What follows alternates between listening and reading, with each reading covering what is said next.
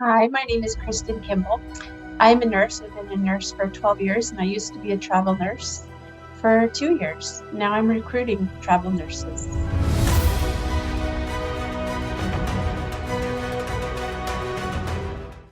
When I traveled, it was by far the best 2 years of my 12 years of nursing. And that's because I was doing it all on my terms. I was the boss. I decided when, I decided where.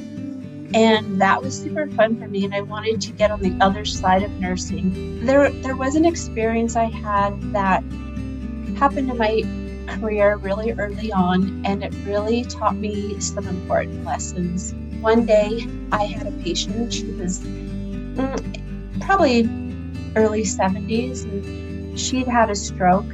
I had a good time with this couple laughing. They were telling me about their lives.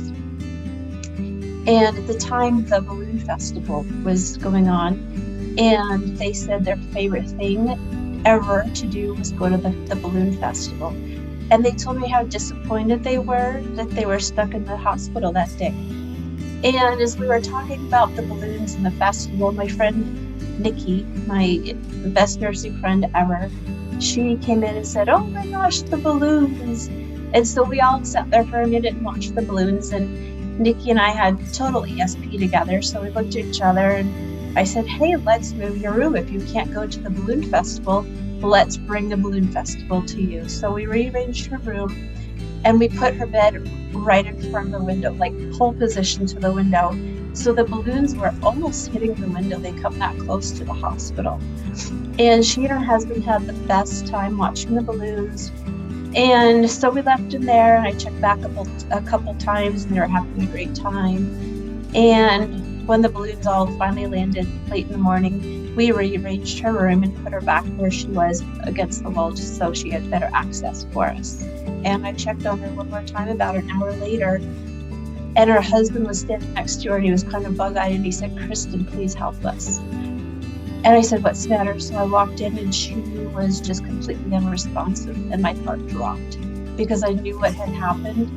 Her stroke had evolved. It had gotten much worse and left her completely unresponsive. She had do not resuscitate orders in place, so there's nothing much we could do for her but make her comfortable. And that was a tough day. I was a nurse. I hadn't seen a lot of death. And ultimately, she passed away that night after I left my shift. And I learned that life turns on a dime. It really does. But more than that, I learned to listen. And as a nurse, you have to listen with more than your ears. Your ears listen to the patient say, "I feel this and I feel that," and you know what to do. But that day, I learned to listen with my heart. And Nikki and I, as a team, listened with our hearts and said, "Let's put her up to the window. Let's give her this final amazing experience with their husband." I was grateful I got to be friends with this wonderful couple. And I was grateful that I listened.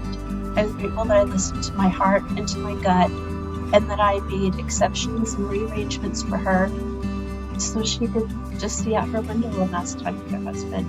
That means so much to me, and I've carried that forward my whole career. I know where the nurses are coming from. I understand their frustrations. I understand their problems. I understand what it feels like to be understaffed and have somebody say, "Sorry, you're still going to get another patient." I am out there with you in heart still. I miss nursing. I miss my patients, but I want to be here on this side of it and help you have a great travel experience. So it's cliche, and thank you for all you do, but I mean that, and I want to help you.